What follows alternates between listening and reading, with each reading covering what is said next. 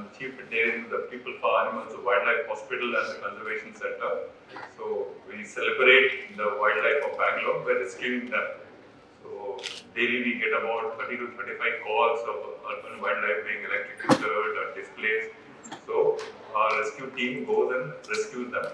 So I'll go through a series of rescue and release videos and go through the presentation. So the theme is living with the wild, you and I.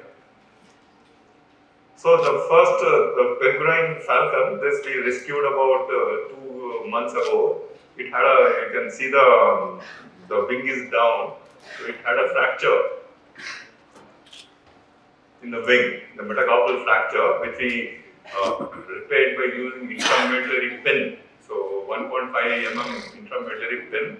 So otherwise, if we wouldn't have repaired that, most probably the wing gets necrosed and the wing falls off. So we repaired that, we rescued this, and we are glad to say we released this bird a couple of days ago.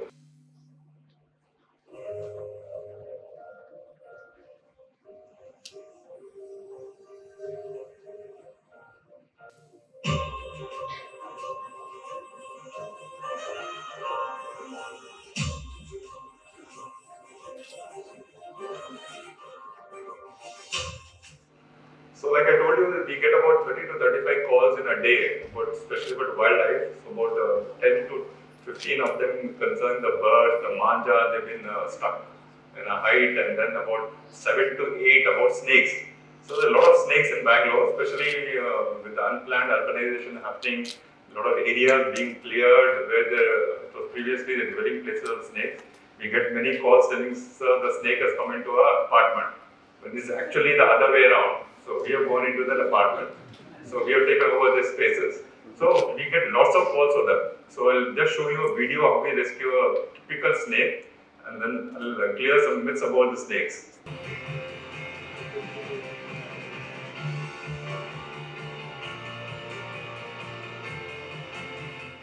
So the video, you see the video, it's not so easy. It's just a flick and you get bitten by venomous snakes. That was spectacle cobra. So there are a lot of myths about snakes in Bangalore. There are only, as you know, there are only four, the big four which are venomous snakes. One is the spectacle cobra, the Russell viper, the sask-tailed viper, and the common crane. So rest about 20 to 200 to 250 species are non-venomous. So as you know, the snakes, it's a helpless reptile. The snakes can't hear. There are no ears in the snakes. So it can hardly see. It's a limited vision. And there's only one way they come to know about any human beings or anyone around them. How do they come to know about this? Yeah, that's right. The vibrations in the ground. So you can shout and do whatever. Unless you're going near the movement of the wind, they'll come to know about it. Otherwise, it's only the vibration. So when we get calls, we'll tell people just hang around, stay quiet, don't move for 5 minutes, and give it an escape route. It will go away. So snakes are totally carnivores. You see, they don't drink milk at all. So it's like putting diesel into a petrol car. It's not going to work. So you must have seen sometimes the snake charmer will show it's drinking milk. He starved the snake for a couple of weeks, and then he tries to give the milk, with the snake will drink. But the snake drinking this milk will have to die. So snakes do not take revenge at all. So Bichara, you see how helpless he is. He can hardly move. So if somebody is coming to kill you or attack you, what are you going to do? You're not going to be all big Gandhis and go and embrace them and say, beta, maar them. So he's going to fight for itself. Like I said, there are only four of the big guys, and they have very little venom. And the venom is not at all for human beings. It is to paralyze the prey to eat. So snakes play a very important role in ecological balance. It's a friend of the farmer. He's the only guy who can eat the rodents in the field, which destroy the crops. So not all snakes are venomous. So as you might not be aware, the snake venom is being used in many of the anti-cancer drugs. So snakes are definitely not foes, but friends. So if you don't mess with them, they're least concerned about human beings. So let them live. They play a very important role in the ecological balance. So the animals play a very important role. Yes, you know how the trees have come up, how the jungles have come up everywhere. The basic thing is by pollination and by seed dispersal. The birds pollinate the flowers. So we recently rescued a fledgling, we got a call about the fledgling sunbird just found in a house. So we went there, we could have easily brought that small bird back to a shelter. But we wanted to reunite it back with the parents. The whole exercise took us about 6 to 8 hours. We waited. So this video shows you how we got that reunited with the parents.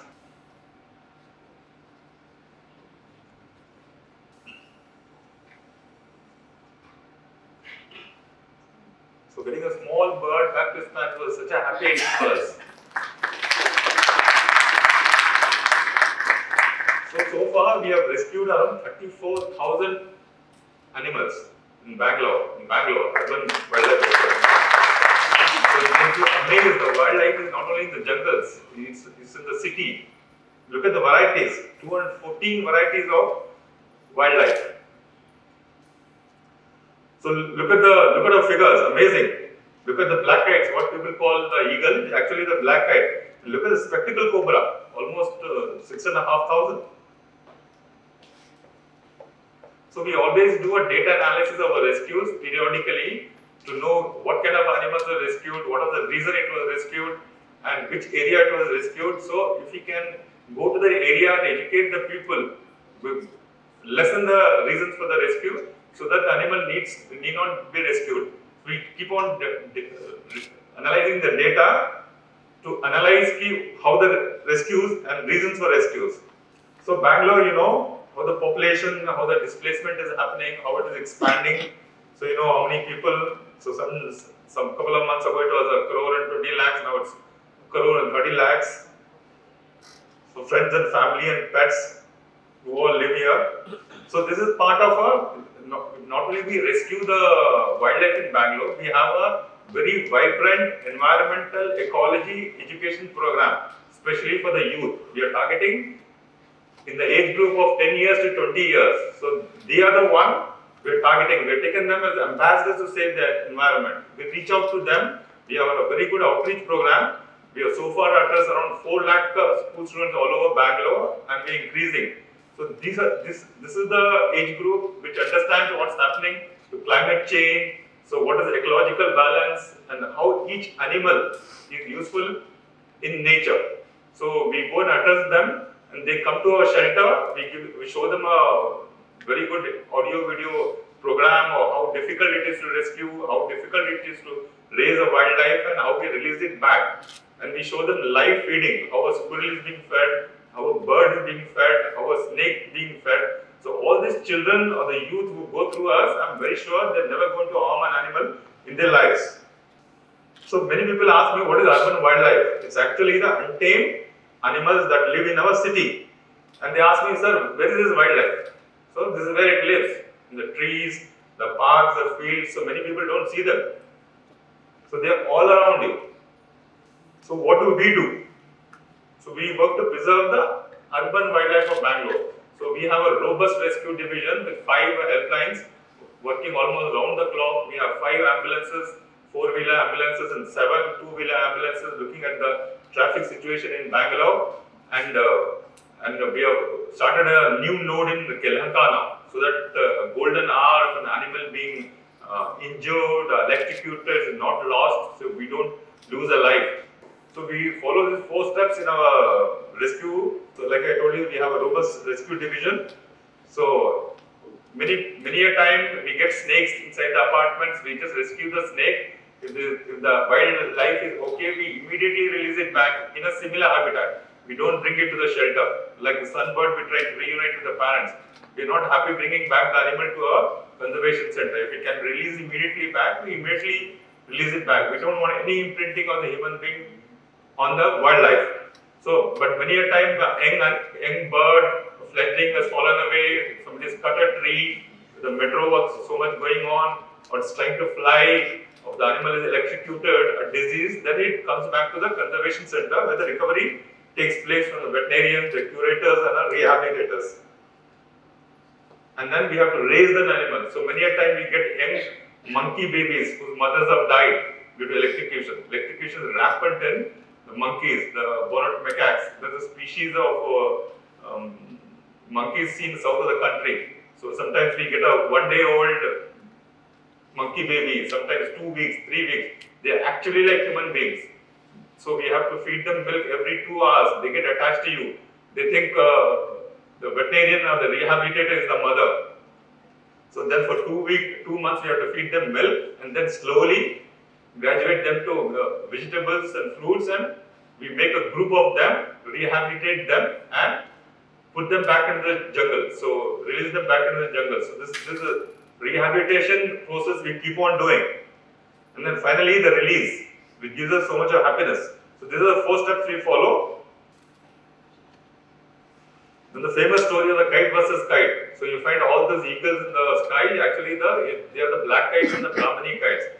So during the lockdown, so even the IT guys, the schools were closed, many people started flying kites because they couldn't go out anywhere. So many years ago, people used to use the cotton manja. So when the kite used to cut, the manja used to get stuck into the trees. So when the birds, the predators see a mice or something, they come down like a missile to catch the rodent. So they pass through, when they pass through this manja, previously the cotton manja, when they used to get stuck, when they used to struggle, the cotton manja used to break. So now for many years, people are using this Chinese manja, what you call Chinese manja, the plastic manja, especially laced with glass. So when the bird gets entangled into this, it's horrific. As it tries to struggle more and more, it starts cutting into it. So you can watch here, you can see here how it is cut into the wing. The wing is almost gone. So we get horrific cases of this. So sometimes we get calls of the bird being stuck at 100 feet, 120 feet, 130 feet. So it's only the informers tell us in Bangalore, okay sir, the bird is stuck, please come and rescue. So the informers can see only the big birds. So what about the small birds, the medium birds, they all must be dying in the foliage. So this is a big issue in Bangalore, so which is the National Green Tribunal has been very strict. So these are some of the rare species other than the normal ones that we showed you. So look at the greys in slender loris. We almost rescued 74 of them, which is known as card papa. So previously there used to be a tree line where these guys, smallest mammal, used to travel from one state to another. So all tree lines have disappeared now. So there is some tree lines in GKVK, Veterinary College, and the Indian Institute of Science, where you find this grey slender loris. So it's very popular in black magic. So we get many cases really with their limbs twisted, they being pierced. So we have you must have seen many pet shops in Bangalore, which they have the exotic pets. Unfortunately, the law is silent on the exotic pets. Nobody knows what to do with them. So there's a law against the Indian wildlife which is from India. So there's a 1972 Wildlife Act. So you cannot keep the Indian Wildlife as a pet or use them for entertainment purposes. So you can be prosecuted and jailed for 5 or 6 years. So if we find any Indian wildlife being misused or kept as a pet, we have the powers to confiscate that, we bring that animal back, rehabilitate them and release them back. So we also have a couple of techniques where we put the wildlife back. So we are in a hurry to put the rescued wildlife back into nature. So we have a couple of techniques at PFA which makes it faster. So we get a lot of terrapins and all which are getting run over by two-wheelers. So they shell cracks. So we used to use surgical wire previously. Now we are using lightweight titanium plates. You can see here. So the healing is faster.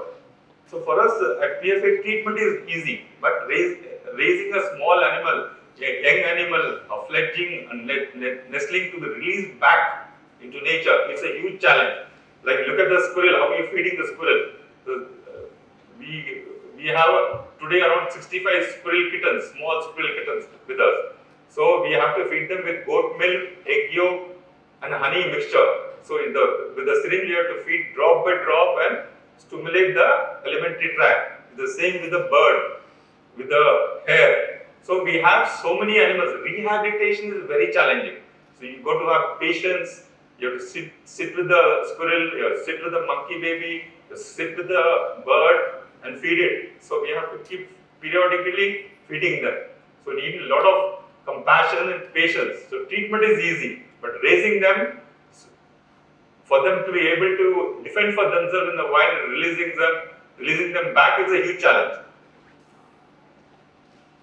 So recently we have rescued many of the foxes also. So recently this was seen in the outskirts of Bangalore. So it was a young one. The farmer thought it was a dog pup. So he took it home, started raising it. Then suddenly he saw that all his chickens in his farm started disappearing. So that's why he called us and said, there's something else. So we rescued that, we rehabilitated it and released it back. And finally the release, which gives us so much of happiness. So as the environmental ecology education program, we keep telling children how does animals help us in the city? How do they help in the ecology?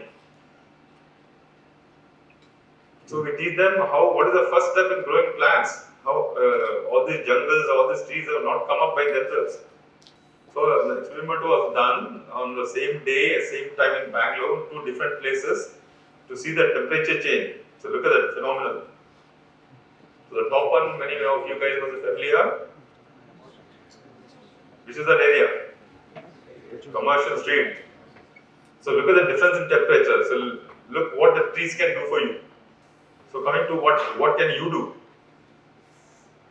So community is definitely equal to biodiversity. Community, if they know, they can definitely save the biodiversity. They can protect habitats, let the animals be, don't disturb them, include them in decisions. We are from a Gandhian country. If we find somebody destroying the environment, trees, we can protest. So tell people. So as a community, we can definitely work. So trimming trees in other European countries, before trees trimmed, so drones are used to see what is the habitat in the tree. So is there anybody nestling, or there are birds, or anything else? So the wildlife rescuers and the conservationists are brought in to do a study if the tree has to be cut or trimmed. So in India, we just wildly, like the metro work, nobody calls anybody here. They will chop, chop, chop. So we lose so much of wildlife here. So we got to plant for pollinators, and fumigation all kills all the insects, which is the main staple food for so many birds. And the bright night lights, especially about the migrating birds, they lose direction, they come crashing down. And plastics play havoc. So as a veterinarian, we have done many operations in cows. We've taken out tons of plastic inside the stomach of a cow. Imagine somebody eating plastic and getting stuck in the stomach. It's really very sad. So you can visit our website. It's a very vibrant website. You can become a volunteer. You can become an intern. So we get interns from all over the world, especially because we have so much of practical knowledge here. So daily 30 to 40 rescues happening, releases, surgeries happening. Even the Royal Veterinary College of London, veterinarians from there come and intern with us. So we have a lot of knowledge. So people who are really interested in wildlife and animals can come and intern with us. Many bear cubs have served the country for 33 long years.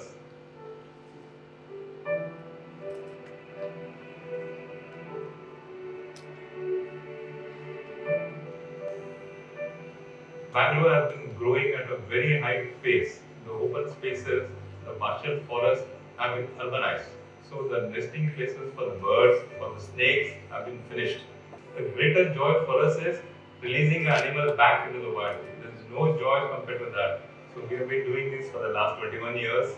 We have saved up to 23,000 animals of 198 species. So we are passionately looking for people to help us. To help the urban wildlife, to give them better care so that we can give them faster.